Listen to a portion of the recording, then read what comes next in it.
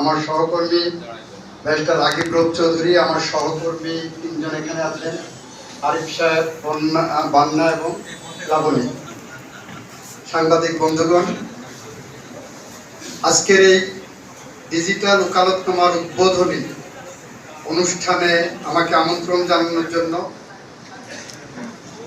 ঐতিহ্যবাহী কুষ্টিয়া বার সমিতিকে আমি ধন্যবাদ জানাচ্ছি, কৃতজ্ঞতা জানাচ্ছি।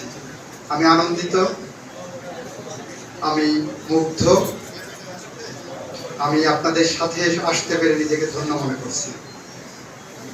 কথা ছিল রাকিব আমাকে তার গ্রামের বাড়ি নিয়ে যে একটু খাওয়াবে আজকে দুপুরে, কিন্তু রাকিব এত ষড়যন্ত্র করে রাখছে এটা আমি বুঝি না।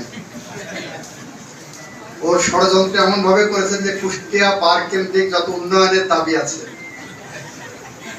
যেটা সে খুব কায়দা করে উপস্থাপন করিয়েছে। এরকম নেতা যদি ঘরে ঘরে থাকে, প্রতি জেলায় থাকে, সেই জেলার উন্নয়নের জন্য বেশি ভোগান্তি পেতে হবে না। প্রথমে